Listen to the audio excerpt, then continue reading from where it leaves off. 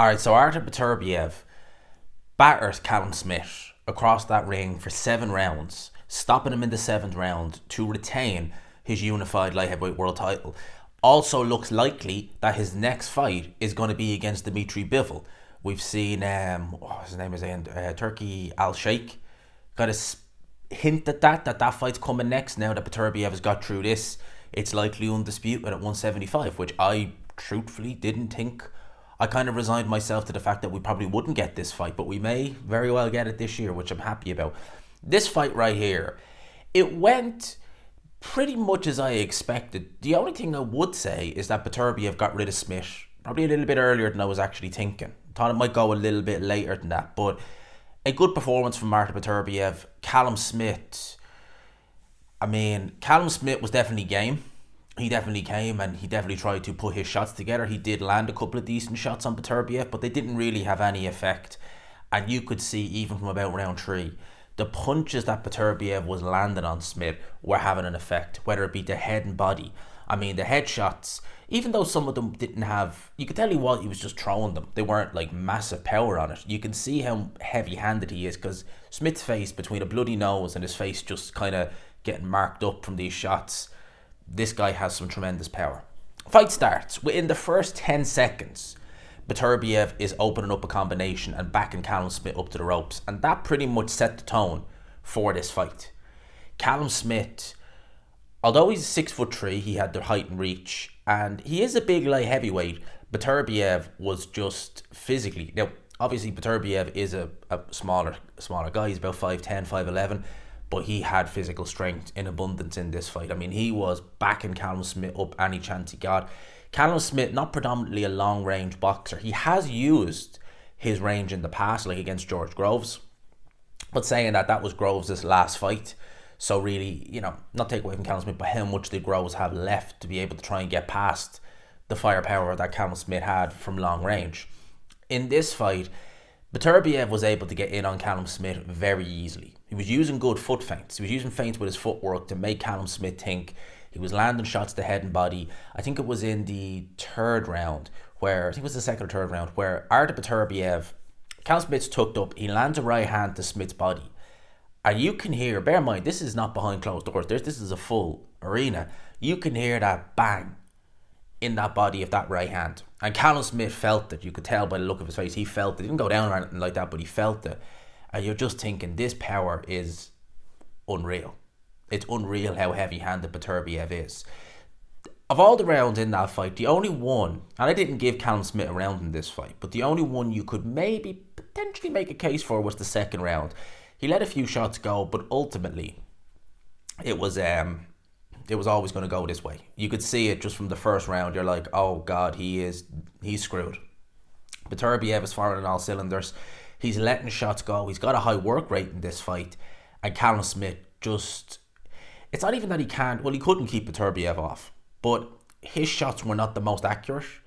As I said, when he's fighting someone smaller and he's throwing like long shots or even kind of looping shots, he has a tendency, if that fighter even just dips his head a little bit, Callum Smith's range is all over the place. If you look against John Ryder, John Ryder is a smaller guy. I think he's about 5'9", so it's about 2 inches in height difference. But when John Ryder was able to just kind of bob his head and move, the shots Smith was throwing when he was backed up, and they were all hooks and uppercuts, they were all missing the mark by a long way against John Ryder. And it was similar here. The difference is Artur Beterbiev is much bigger, much stronger, and he's a very good counter puncher. You've seen some of the counter shots, the counter hooks, the right hands to the head and the body, the jabs, even the counter jabs that Artur Beterbiev was throwing in there, the stiffness, the power. Honestly, this guy is a freak of nature. He genuinely is. He looks like someone who just... you wouldn't, if you just showed someone a random picture of Beterbiev and you said, what does he do? You'd say he's a boxer or something like that. You'd say he's definitely a boxer and probably a pretty good one. He just looks like someone who's just powerfully built. Even from the face, he just looks like that guy just has power. It's just, you wouldn't need to guess it or anything like that. And even the jabs were having an effect on Callum Smith in this fight. He landed, and I felt this one. I think it was the 3rd round going into the 4th round. Callum Smith took a little step in, and Beterbiev caught him with an uppercut. And the uppercut kind of snapped Callum Smith's neck back a little bit, but it landed on the throat. That's gotta hurt. I'd say he's waking up today with some... I'd say his throat is not going to be feeling too pleasant. I'd say his whole body is not going to be feeling too pleasant after that fight, truth be told.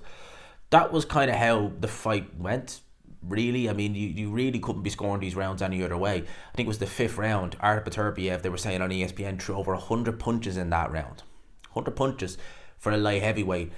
I mean, when you go up the weights, these kind of 100 plus punches around, it doesn't tend to happen as much. It does happen, but not as much.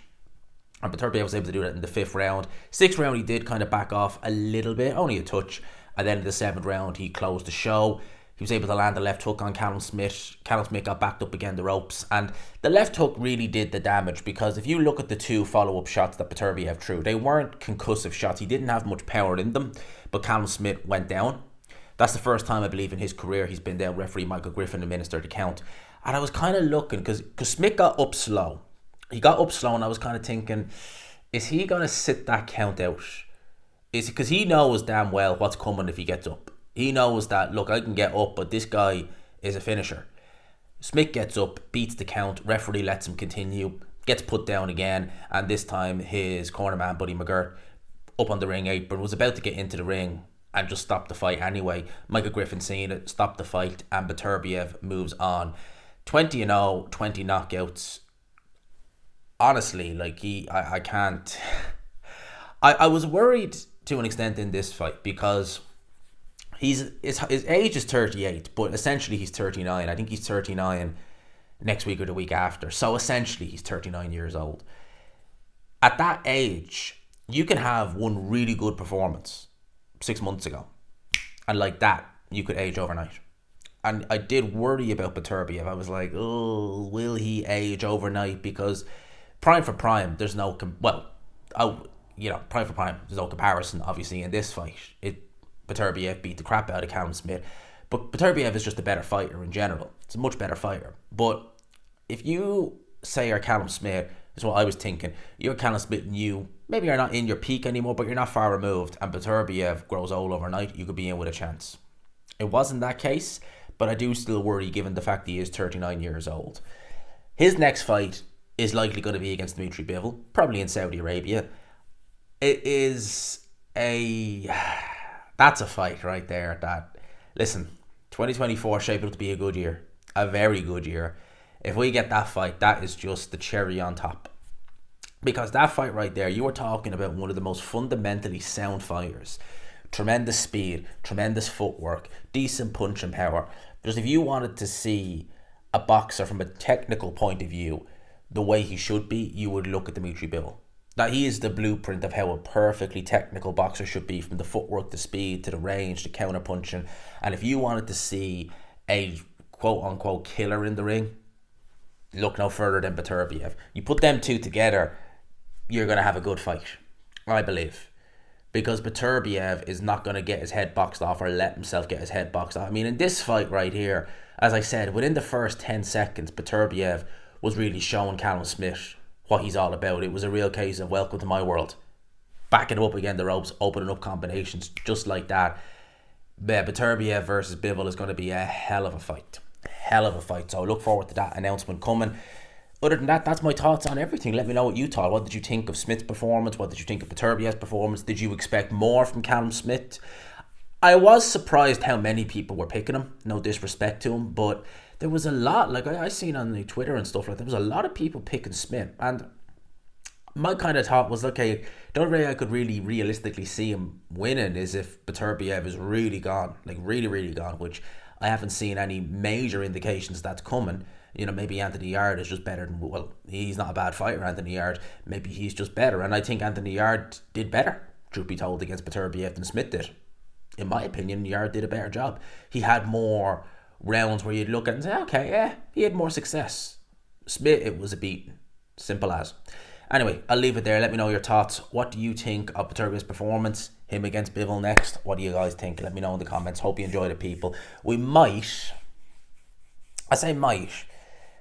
I haven't done a live in a while. I actually haven't done a proper live chat since before the Day of Reckoning. So we might depending on what I'm doing later on this evening, because I have to record review of the week as well, and that's a lot of work as well. So we might get a Sunday live in. We might. Don't quote me on it. We'll see how we go later. But for now, I will leave you with that.